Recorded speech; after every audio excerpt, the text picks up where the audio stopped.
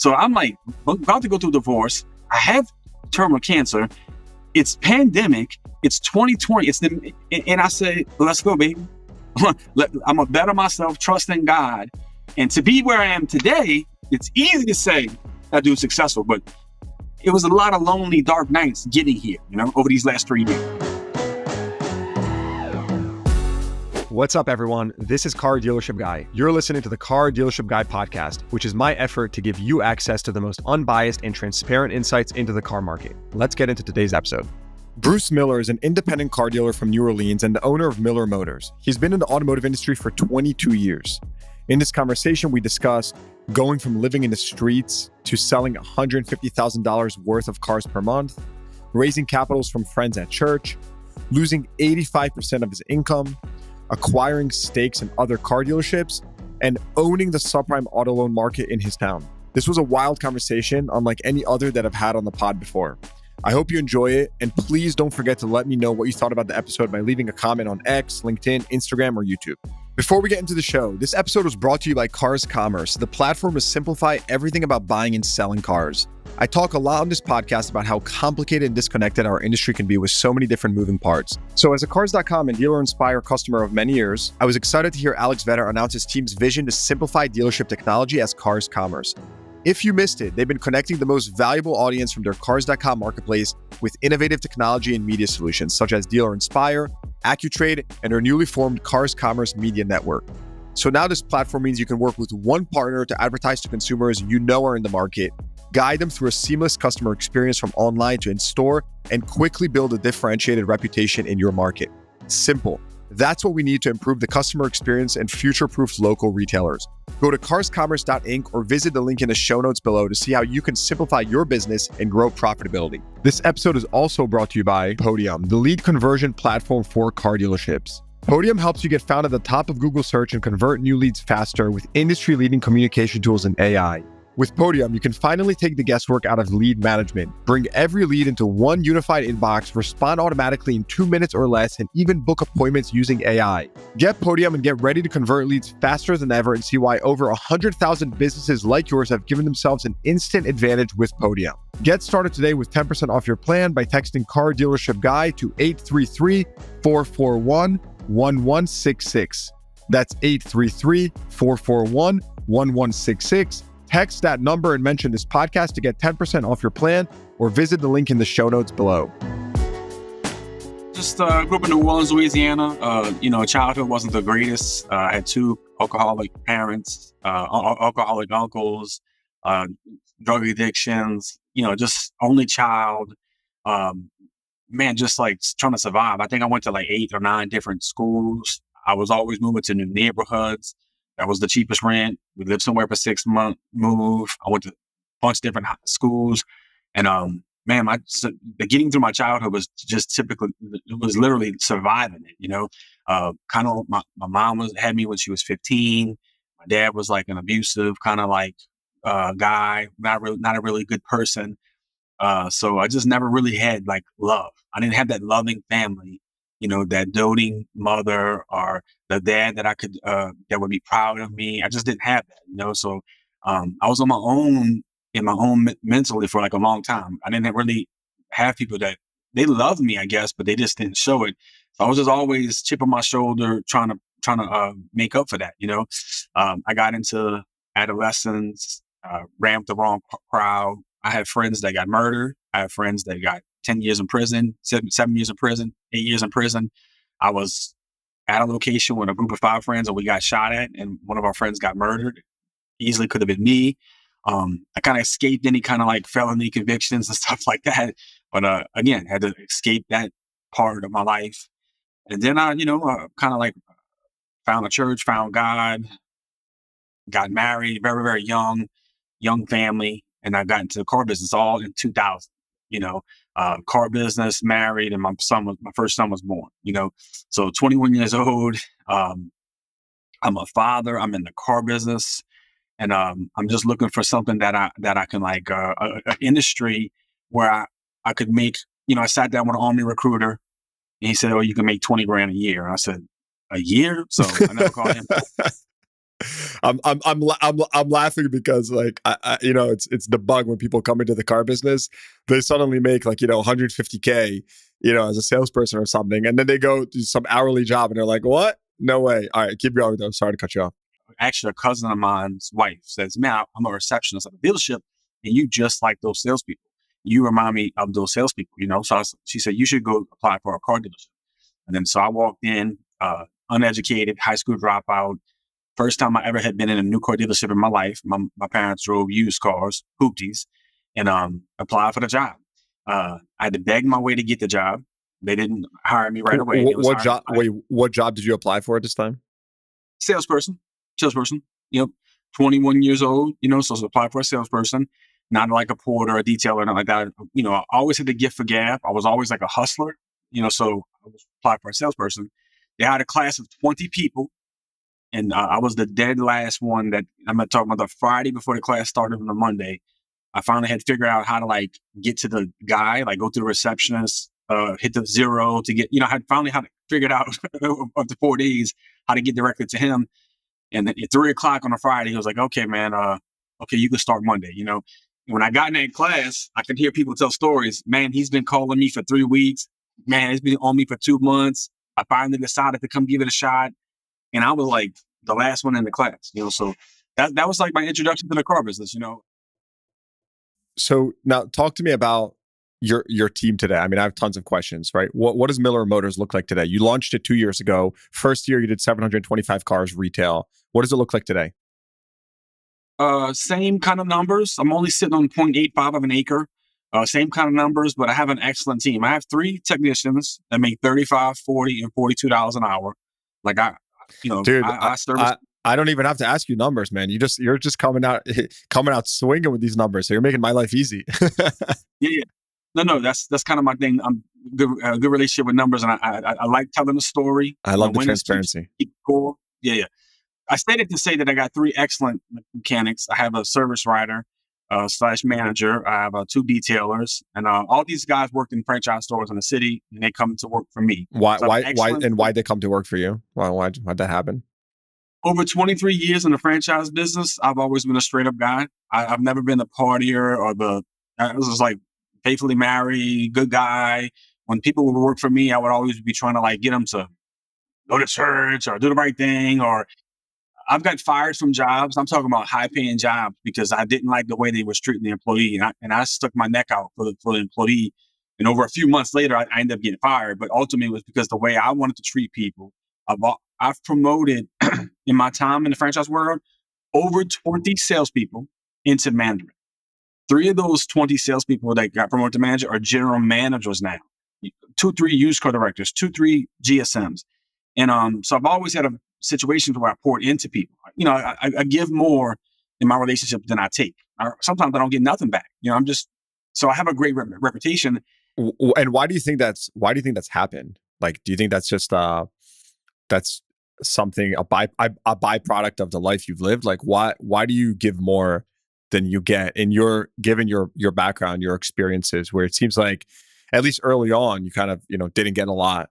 How did that come out of you? I'm a great parent. I consider myself a great parent because I watched how not to be a great parent by my parents.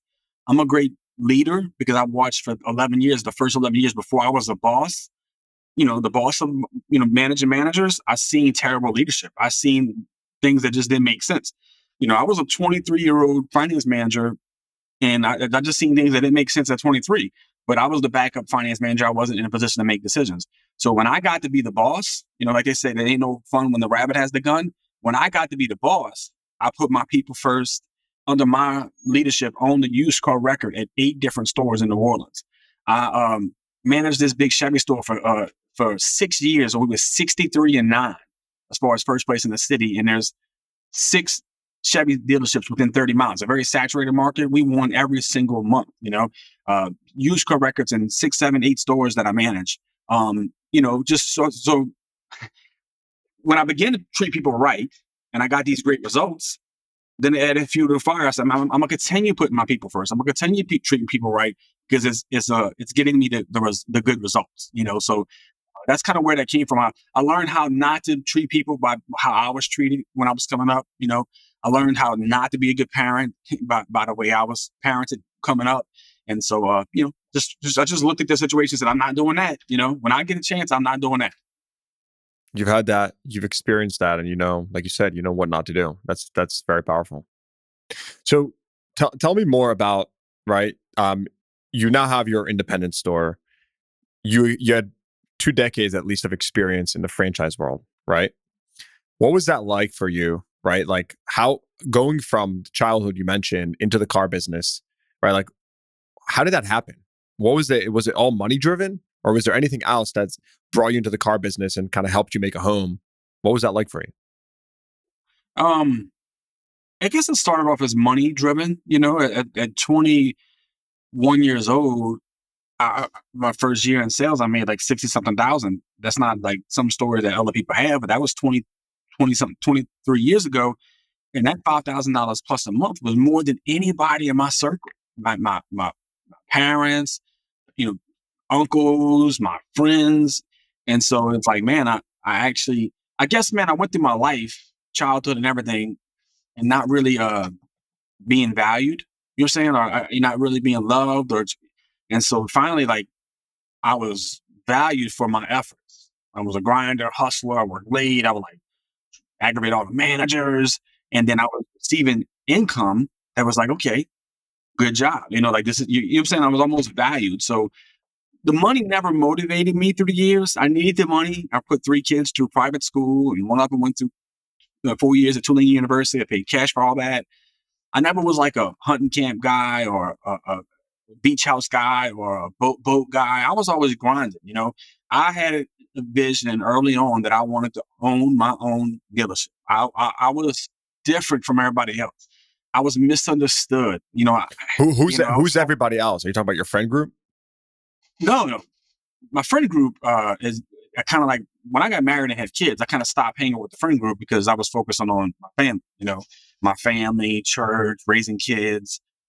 So I kind of like, all I did was with my kids and work, and so I didn't play golf on my off day with my buddies or I even learned how to play golf because I was with my kids. I was at Chuck E. Cheese. I was at Chuck E. Cheese with my two boys, I never bought a boat and a beach house and stuff like that because I coached my kids in travel baseball. I was in the car business as a sales manager, and I would not accept not being able to do both, not being able to be there for my sons. And so what I did at the dealership, I just worked really hard to get that time, to leave early on a Saturday for those games, or to come in late on a Saturday for those games.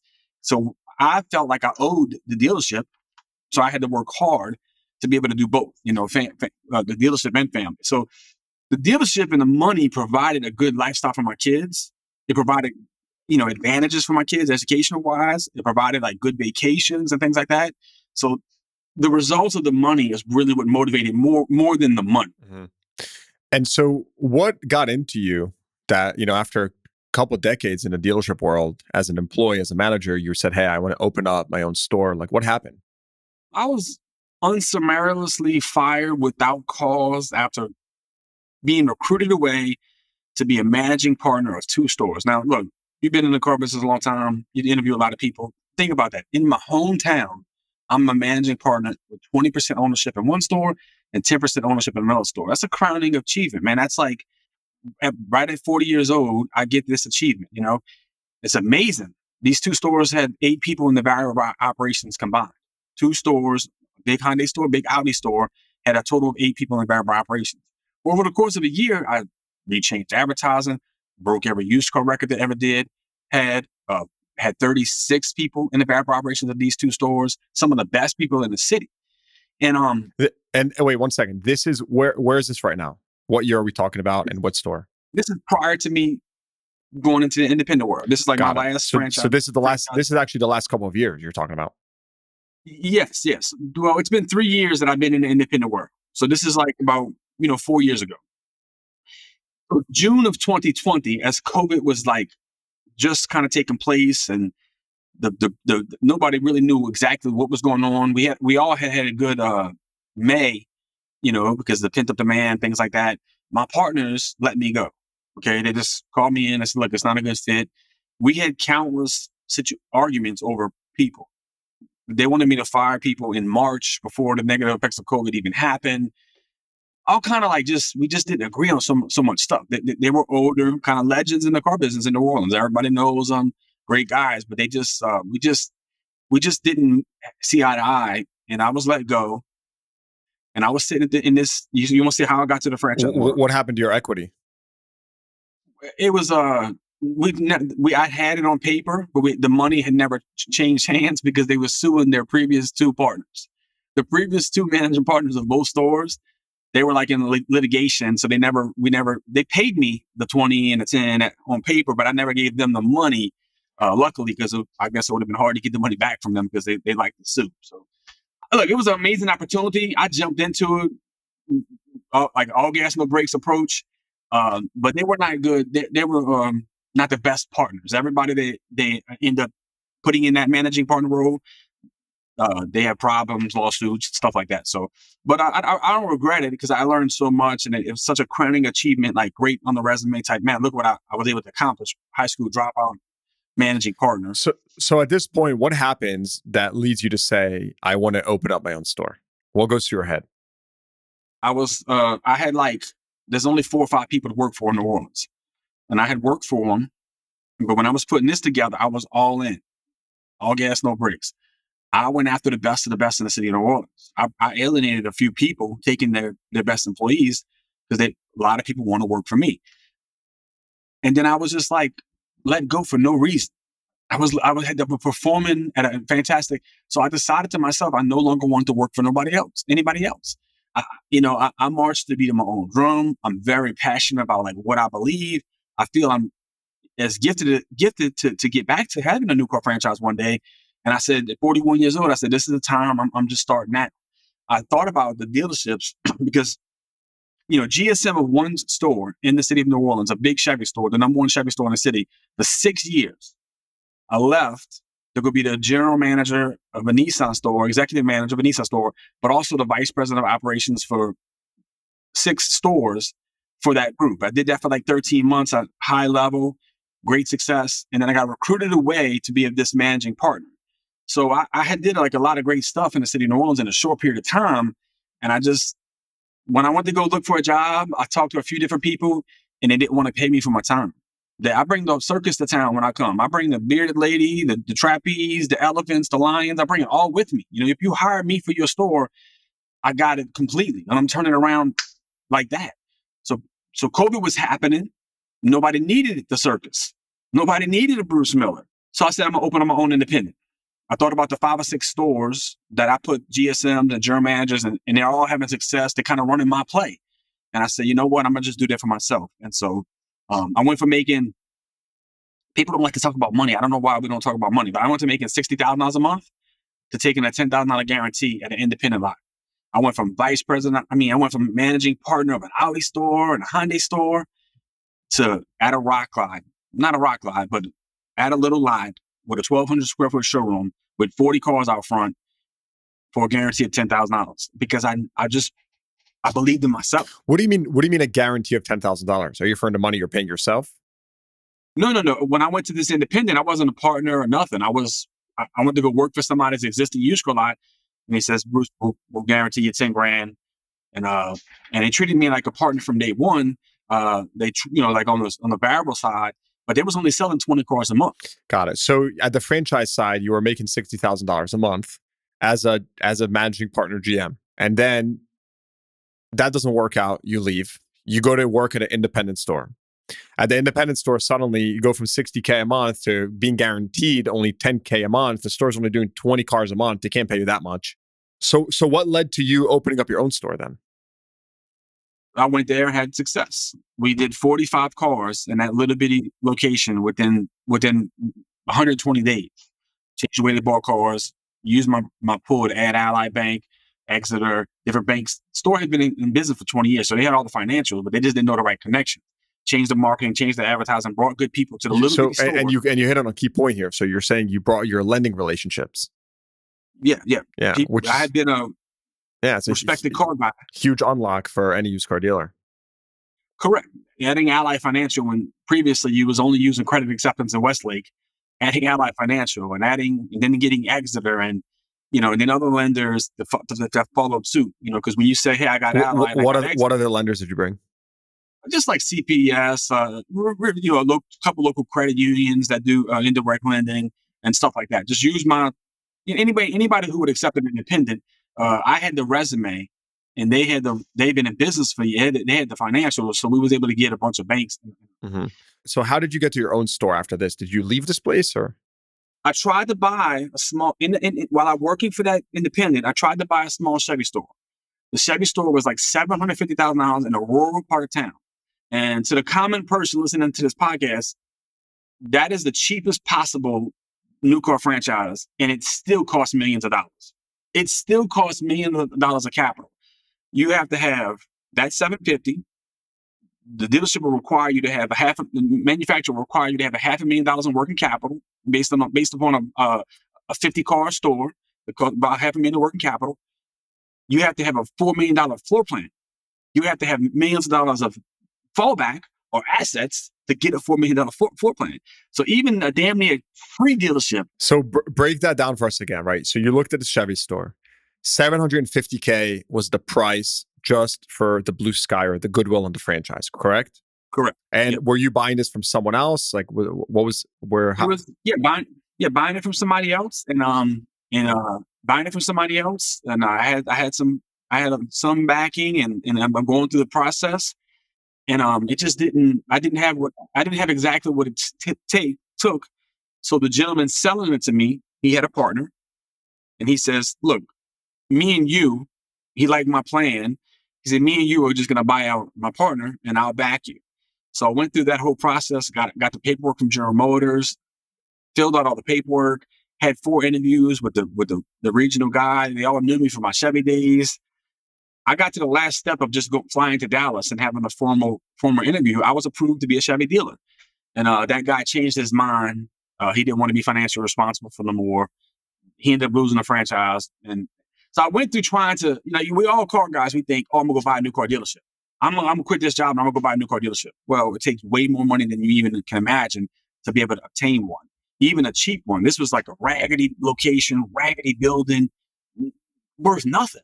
It still costs millions of dollars. Yeah, and you said you would need $4 million on a floor plan. And again, for anyone that's listening, not familiar with the term, floor plan is pretty much industry term for inventory line of credit. Inventory line of credit. We don't pay cash for the cars, especially new cars. We finance them for a portion. We just pay interest only, basically. We pay interest only for a period of time until the car gets sold. Yep. So the new car thing fell through. Another gentleman in the city was going to try to buy 2 dealerships an hour away and was going to let me purchase 20%. We fell one day, a day late and a dollar short of like getting that transaction. They sold it to the other person. So like the doors were being closed on what I wanted to do. So I just said, I'm going to go to this independent world. While I was pursuing these new car franchises, I was working daily in that independent store. And I took them from 18, 20, a 4-year average of 21 to a high of 45. Him and his partner was splitting $30,000 a month for years. That's just what they made. Now they're splitting $150,000. So I said, okay, this is what I'm gonna do. I'm gonna open up an independent used car lot. About 6 months later, I found a building. How'd you find the building? Where'd that come from? New Orleans is very landlocked. We a lot of bodies of water, like smaller area. It's not like Texas. It's not like, we only have 4.5 million people in the entire state. New Orleans the greater New Orleans area has barely over 1 million people. And so it really was just like, I looked at 2 or 3 locations. I wanted to purchase something, not lease it. Because at the end of the day, if you're operating a business and at the very little you're at least making that mortgage, you're winning. You're paying something off. And did you have the cash to do that? I found three gentlemen from my church, and I'm not afraid to say this. They put up a large amount of money, and I gave them a decent amount of equity, and that's how I was able to. I didn't start with a rock bottom.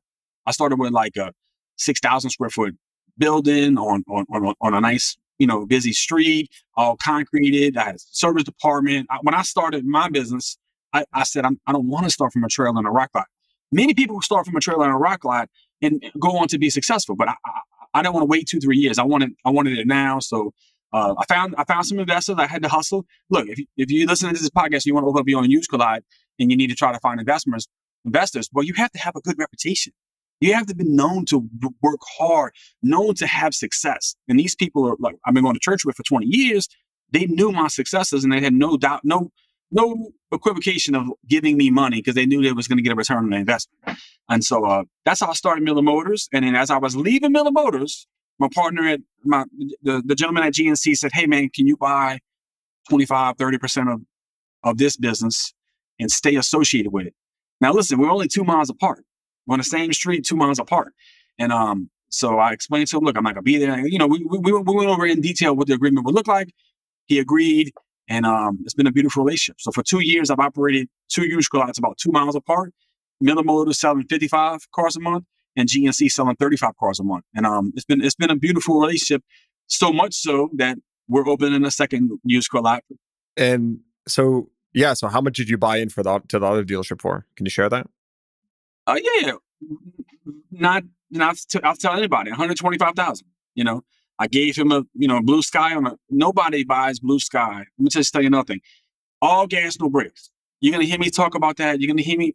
Nobody pays blue sky for a used car lot because there's nothing proprietary. You're just gonna open up your own used car lot. But this business had been 20 years.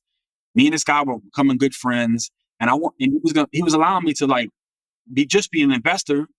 And so I gave him $125,000, and I have no problem saying this. I've made 3 times that money in 2 years. And what did you get in return for $125,000? 25%. Mm-hmm. So basically, this guy says, "Okay, you're going to open up down the street from me. You know, you're doing a great job. Like, you may squash me, you may not. Let me offer you to buy an equity stake in my company. So now you're running both stores, or you have a stake in both stores, and you know, he wins, you win, everyone wins." Yeah. Well, personnel. Every person that works there, I hire, all from the franchise world. So what happens is basically I kept all his people in place that, you know, I managed them and that marketing, advertising. It's been a beautiful, like, he just completed a $250,000 renovation on his store because it's his building. It's his store. I'm just an investor. And it's been a beautiful relationship is what I'm trying to say. And from my perspective, or anybody listening, how long would you have had to think about giving somebody $125,000 for a stake and a used car lot, and you didn't know the financials? There's no guaranteed economic uncertainty. But I just wrote that check out of faith because I figured that my time is now. This is the right decision. And so I opened Miller Motors and wrote a check for that in that same year. And so people could look at me now and say, man, look at this guy. He owns a couple of used car lots. He's just getting 2 more. Successful guy, marches to the beat of his own drum, gets to wear whatever he wants to work. Man, Bruce is so successful. But would you have taken the $10,000 guarantee? Would you have turned down $400,000 plus year jobs to go better on yourself? Man, we all got this bravado. We all alpha males in the car business, right? But think about how much of an alpha male that I had to be to say, oh yeah, and I got terminal cancer. I got a weird cancer that I'll never be rid of, and I'll always be medicated, or always have surgeries, or always be trying to fight this cancer. I could have said, oh yeah, and my wife decided to leave me. You know, never cheat. I never cheated like that. She just decided to leave me. She got tired of the whatever, and she decided to leave me. So I'm like about to go through a divorce. I have terminal cancer. It's pandemic. It's 2020. I say, let's go, baby. I'm gonna better myself, trust in God. And to be where I am today, it's easy to say that dude's successful, but it was a lot of lonely, dark nights getting here, you know, over these last 3 years. I can only imagine. God bless you. You've got some crazy strong willpower to fight through all this. Tell me about just like how you run your dealership. I just have some very tactical questions, right? Like, let's start with floor planning. Like, who do you floor plan with? I floor plan with AFC. How does that work for you? Like, how much money did you have to put up? How much do you pay on the floor plan? What's your interest rate? I didn't have to put nothing up because I had good credit. My partners had good credit. They're older. They're worth, millions of dollars. And, so I didn't have to put nothing up. I started with a $600,000 floor plan at the other location. So again, I learned so much working down the street, working in that, years ago, they got a floor plan with AFC, and they said they don't want to pay interest. They want to pay a flat fee. So they got a very, very good flat fee. And the AFC does offer this to people, flat fees. And so when I opened up, I said, look, I don't want to pay interest either. So they gave me a flat fee. And I can't tell you how much money I'm saving with the interest rates going up and floor plans. Floor plan is closing used car lots across the country because they're paying $1,000 to finance a $30,000 car for 2 months. How are you managing between the floor plan and your inventory turn right now? Like, have you been moving cars quicker as rates have been rising and, interest has been, it's been more expensive to hold cars? How have you been managing that? Last few months have not been the greatest, right? So what hasn't been the greatest? The business, it just finally, like, for the first 6 months of the year, the higher interest rates and the limit, the banks scaling back, in the bad credit banks, secondary banks who cater to more people reestablishing their credit are way less aggressive than they were 6 months ago, because they're borrowing the money for way more than they've borrowed it in the past. So they have less margin. So they're just not buying as deep. And then when I got to the summer months, the drop in used car values, the banks just like not buying as deep. We didn't have a great summer. Okay. Now we just finished a great October, really, really good October, net profit wise, everything. But it was a tough summer. And so I had to scale back. To answer your question, I was trying to stock 120 cars to force me to get to 75 retail. You can't get, a month per month. Yes, sir. Franchise world, you can turn your inventory quicker. Independent, it's a little longer because it takes longer to get our cars out of service and stuff like that.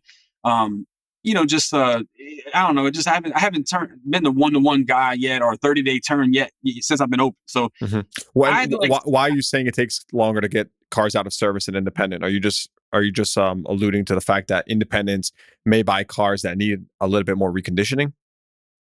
Yeah. My 80,000, 100,000 miles is. I got some nice pieces out there that with less miles, but my bread and butter, what I sell, is a $20,000 car, 100,000 miles. That the banks like. I buy the cars the banks like. I don't buy the cars the bank doesn't like. And that's my bread and butter. So yeah, those cars take longer to get serviced. I only have 3 technicians and 4 bays, so inherently it's longer. The dealership might have 12 bays, and maybe 5 used car techs or something like that. So from the purchase at the auction to front line ready, unfortunately, it's taking 14 days. So that's the car is dropping in value, and so. Long story short, to answer your question, what I had to do to handle my floor plan and things like that is I had to stock less cars. So I didn't buy a car for 6 weeks. The end of September to toward the end of October, I didn't buy a car for 6 weeks. And I just sold what we had and got down because when the end of the floor plan comes and you have to pay cash for the car, that's just a terrible thing for business. Okay. To have that car 100 days old and you paid it off in cash. So you're taking working capital out.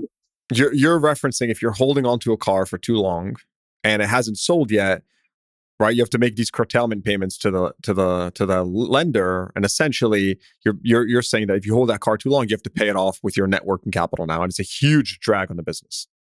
Huge drag on the business, and it causes people to go under.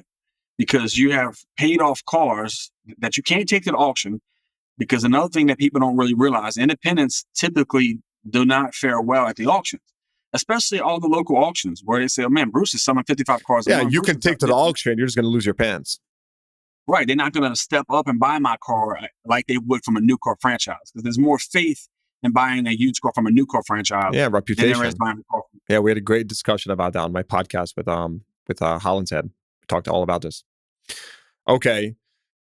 So I got to retail a lot of them. You only have so much working capital. And then you look and you're like, where's the money at? Well, it's all sitting on the lot. And so I got dangerously low and I had to force the sale of those cars. And my team responded. We did 56 last month. We had a year-over-year increase. 56 is a big number for an independent. I beat most new car franchises and used car sales in this area. I beat every independent in this area. For New Orleans, Louisiana, somebody listening in Texas, they might say 56 is not a big number, but for New Orleans, Louisiana, that's a big number.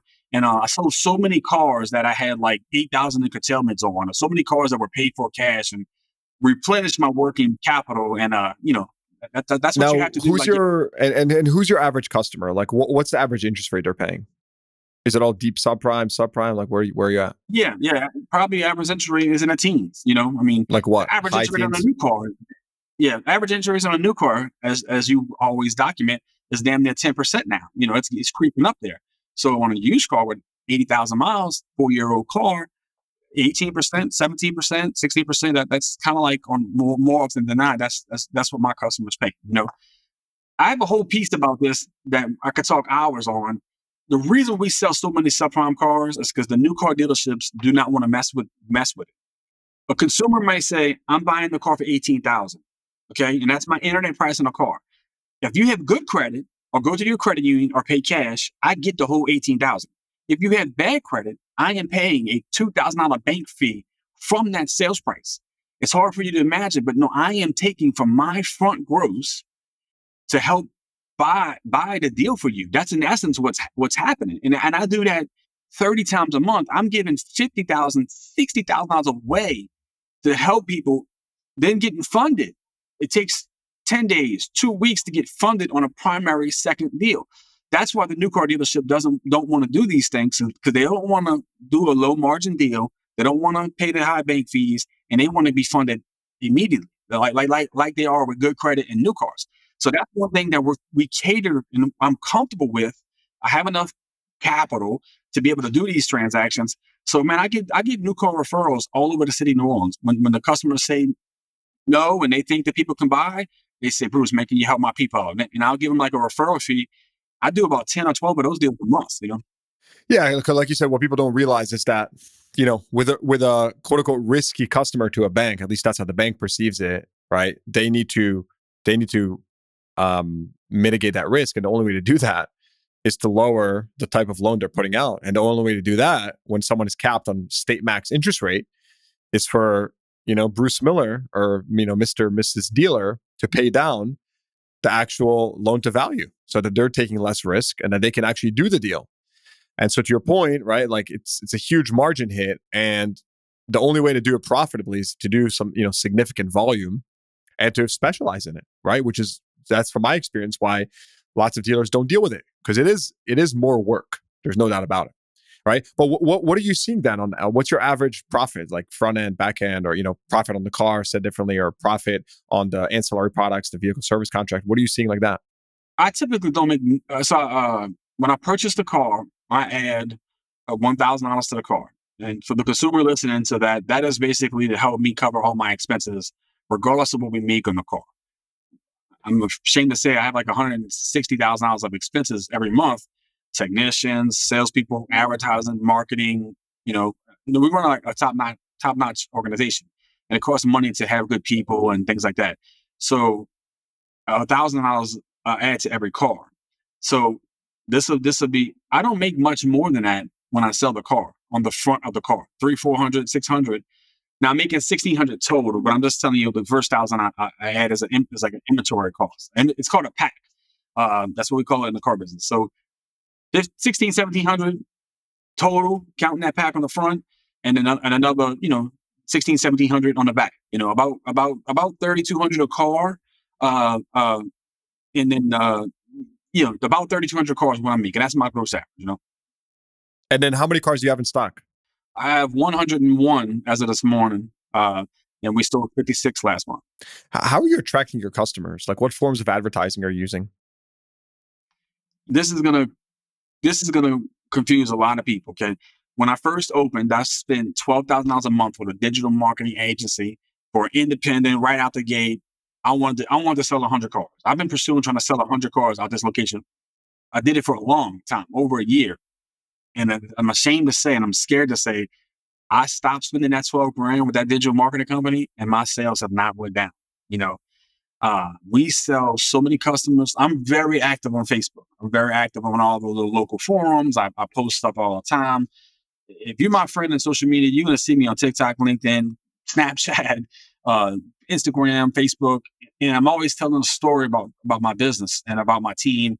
And then I encourage all of my salespeople to use Marketplace to post 2 personal posts a day. So my team is very engaged on social media. And we do really, really well on getting repeat referrals. When you sell people with bad credit, they tell their friends, hey, man, my credit was terrible. I went here. And after 2 years of doing that, most of my traffic, most of my sales are just organic. I sold a $95,000 Escalade, 2022 Escalade in Arizona, based upon like a Car Gurus listing. We do sell, cars outside of like the scope of bad credit. And we do sell cars outside of the scope of referrals and stuff like that. But the over 50% is just my reputation, the dealership's reputation, my salespeople's reputation, and how we use social media. Listen, content marketing is extremely powerful, right? I think I can attest to that one. But I think as a dealer, like you said, lots of referral business in the subprime business, and from your position, right, to put out that organic content to document your process, right? Like this is a proven strategy, and so it just takes work. And so the fact that you're saying that that's a huge driver for you, I mean, it makes a ton of sense to me. That's where you're going to be attracting a lot of your customers and retaining them as well. So 21 cars the last 5 days of October, and to sell 21 cars, the consumer might not understand that, but it takes to sell 21 cars, it takes 100 customers to sell 21 cars. And we literally had 100 people in here over 5 days. No mail sale, no huge ad campaign, just a consistent message. 9:30 every morning. Can you explain that for anyone listening that's not familiar, right? Like you say it takes 100 customers to sell 21 cars. I understand that. Can you explain that to the audience why you say that? It probably takes a little bit more when you're dealing with subprime. Because people, like if you typically across the industry, you want to sell 2 out of every 100. You get 100 customers and then 40 come back. It's like a math. My mentor, it's a funnel. It's a funnel. Yeah. Somebody I do some training with, it says 8 leads, 5 appointments, 3 shows, and then 1 sale. So he teaches that it takes 8 customers to sell 1 car. So it takes 160 contacts to sell 1 car. People are shopping. People are looking. People are all over. And, when they're looking for a car, they're looking at a car at 5 different places at one time, 4 different places at one time. So you have to be like on your game. You have to be good follow-up process. You have to give good information. You can't give them a runaround, because you got to take the lead, the customer, the contact, and then make it into an appointment. But then you also have to do things to ensure they show up for the appointment. They say, oh man, I'm coming to your dealership. But they told the other 2 dealerships they was coming too. And maybe that dealership sent them a little video of the car. Maybe that dealership, worked the deal over the phone a little bit more than we did.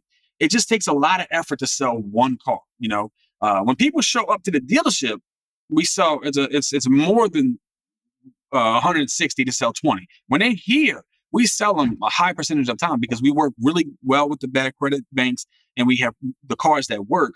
So if they're coming in and they just need transportation, more often than not, they leave in a car. Maybe they couldn't afford the payment. Maybe they couldn't get insurance. Maybe they don't have the right down payment, but we get them approved. And then a lot of people come back with that. They figured out insurance. They got more down payment or they got a cosigner. But no, it takes, like I said, it takes a lot of customers to sell 1 car, at least 10, 14, 13, a lot of leads that you have to respond to, a lot of messages on Facebook Marketplace. I mean, the amount of people you got to talk to sell 1 car is a lot of work.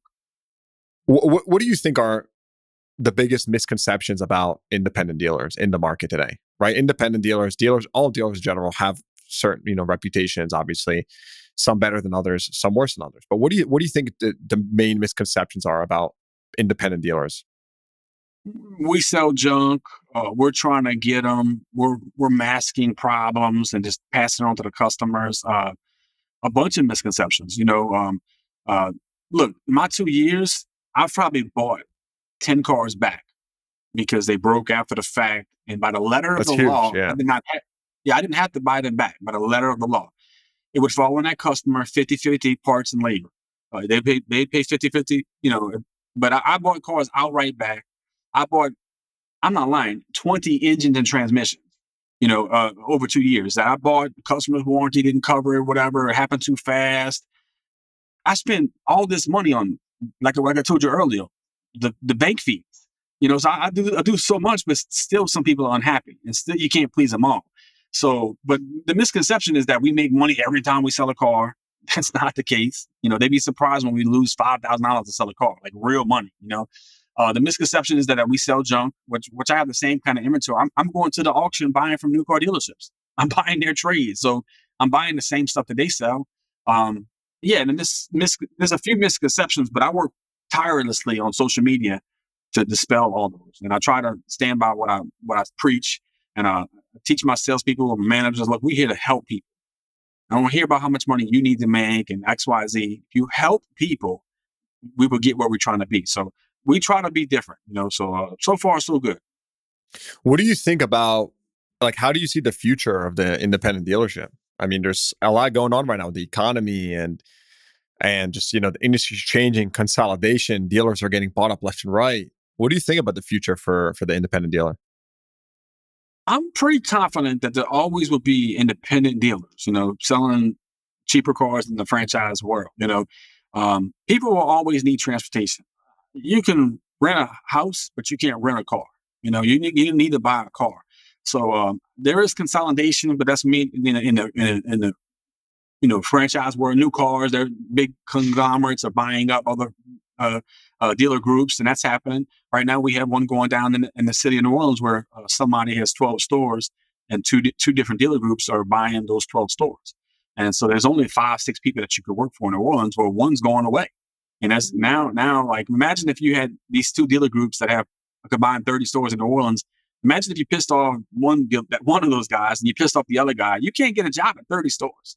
But for the independent world, just on West Bank Expressway, that's the name of the street that my business is on, there's 15 independent dealerships, and there's one popping up all the time. There's plenty of independent dealerships, especially when you get down to the buy here, pay here, and tote your note and rent to own, stuff like that. So I think there will always be an independent dealership. I think there will always be like an alternative to buy used cars. I like to consider myself new car franchise has a new car and then a used car lot. I consider myself a used car lot. I really don't consider myself an independent dealer. I'm the same thing as you go into the Chevy's used car lot, whatever Chevrolet used car lot or whatever Honda used car lot. I stock the same amount of cars. I have a service department.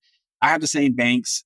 I have experienced guys who used to work in those franchise settings. So I think if you have a model like that, you will always have a chance to thrive and be around. And I think that it'll, you can't get rid of bad grats. We'll always be here. Do you think you'll ever get back into the franchise world? No doubt, 100%. I routinely put on LinkedIn telling people, look, let me buy 20% of your store, and I'm gonna still operate my used car. I want to be treated as an owner. I'm not looking for a job. I want to be a general manager, and I got some bites on that. And as I'm going from 2 used car lots to 4 used car lots, and I start putting away working capital for myself, 100%. It's not an if, it's a when. My story will continue to be better and better. And look, opening my own independent used car lot or 2 used car lots during a pandemic is one story, right? With the difficulties. Well, another great story is during a deep recession and things upside down in our car business, I'm opening up 2 more used car lots. So if I'm only been at this. How do you explain that? How do you explain that to the listener that's being, that's sitting there saying, wait, what? Like, how's that possible to do in this market? Like, how do you explain that? Well, if you have success, it's duplicatable. If I'm here in this city, people don't understand. But if I opened up a used car lot across the street and named it something different and had different employees and different salespeople with different objectives, they would sell 30 cars. Once you have the banking and the structure and the floor plan you can just open up another location. Yeah, you have the foundation built already. Yeah. The second location that I'm open for Miller Motors, I'm not hiring any more technicians. I'm not hiring any more back office people. There's certain expenses that are just not going to duplicate. So it's the economy of scale. Yeah.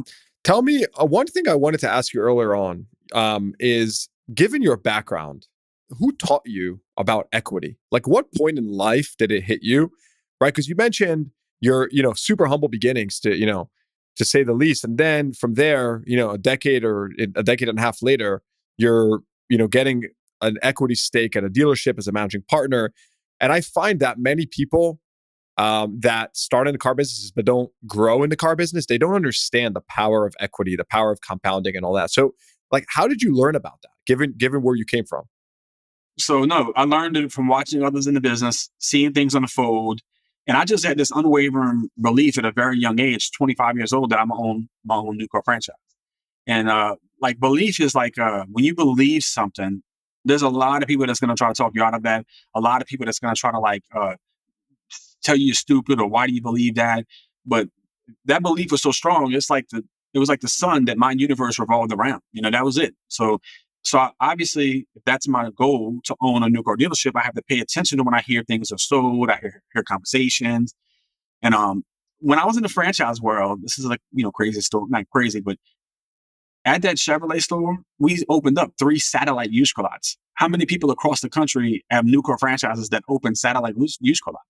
We sold 225 used cars a month at just a regular franchise Chevy store, a high of 300, and so I negotiated all those leases. This is how it would work. I would contact the people, negotiate everything, and I'd end up in my general manager's office like, hey, look, let's do this. But I had it all worked out, all the details.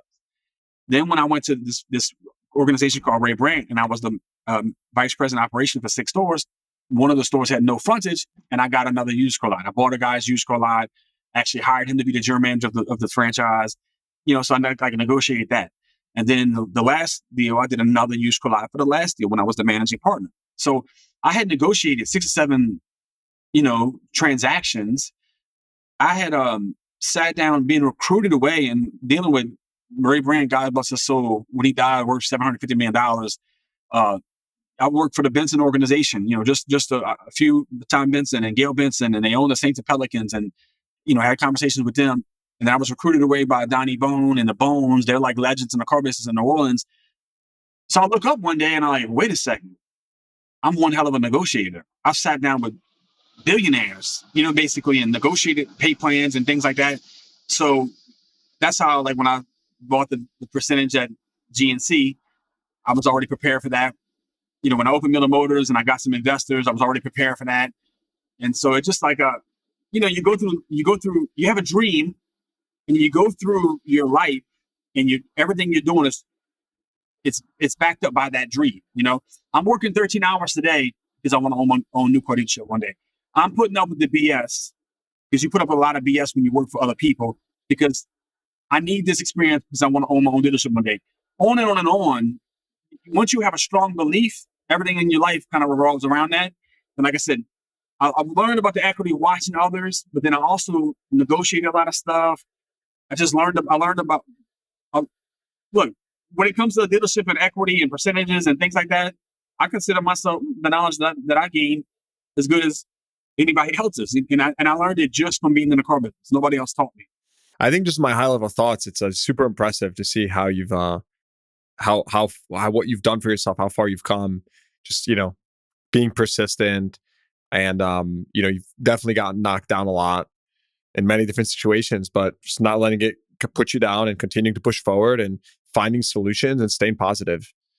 So it's super, super admirable, man. Seriously, like congrats on what you've done. And I'm sure you're going to do a lot of other great things.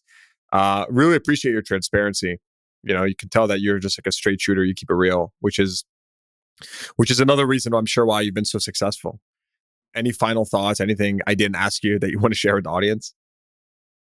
No, I mean, great podcast. Like I said, I want to offer, like, literally, if I can do it, whatever I'm doing, because let me preface this by saying there's many, many, many people way more successful than me. There's just regular general managers at dealership that are making $1 million a year. There's many people way more successful than me. So I'm just saying my level of success. So if you're looking at me and saying, man, I'm not as successful as him, how did he get there? If I could do it, anybody could do it. Any catchphrase or keyword that would hinder your life, or a statistic, I've experienced it all.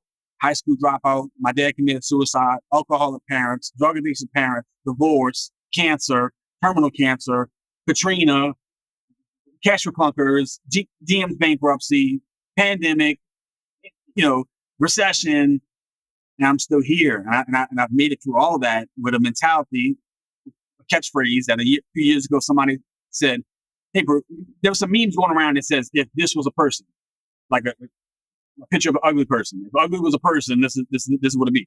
Somebody sent me they took one of my pictures on Facebook and it said, if all gas, no brakes was a person. And like, that all gas, no brakes mentality is like, you pray for something, you plan for something, and when the door opens, you got to jump through the door. You can't be like, you pray for this. You plan for this. So when certain doors open in my life, I easily recognize that, okay, that's me. I don't put a whole lot of thought into like trying to talk myself out of it. We all talk ourselves out of it. We all live in so much fear. 95% of like whatever you fear never even comes true. We do that in business transactions. There's not many people that would turn down a $400,000 a year job with 3 kids in private school to go make $10,000 because they believe that this was the path that they were supposed to be on, you know? And so, man, stop being afraid. Approach life with an all gas, no brakes mentality. Try to, like, if you believe something, then you need to really believe it, because God is going to send things in your path. The doors are going to open up, and if you don't jump through those doors, then that was it. That was your chance. You know what I'm saying? So, all gas, no brakes. Like, you know, Miller Motors. I'm in New Orleans, Louisiana. You can contact me personally. I can help you with a pre-owned vehicle. Where can people get in touch with you? You can call me on my cell phone. I answer my phone all the time. 504-615-9297. If you're in the business and you want help, you want to see how to get from salesperson, because I excelled in every spot in the variable operation. I was a salesperson a year. I was a 23-year-old finance manager. I ran the best numbers. I was a young sales manager, young new car manager, used car director. For a period of time, I was a fleet manager. In between jobs, I sold 20 cars a month as a fleet manager. I excelled in every spot in the variable operation. So if I can help you, I freely would take a phone call and offer help. If you're in New Orleans, you want to buy a car, come see me. You want to sell your car, come see me. But if you're in the automobile business, reach out to me. And like I said, I love talking about the car. Bruce Miller, thanks for coming on the pod. Thank you, man. I enjoyed it. All right. Hope you enjoyed that episode. Please give the podcast a rating, consider subscribing to the show, and check the show notes for links to what we talked about. Thanks for tuning in. I'll see you guys next time.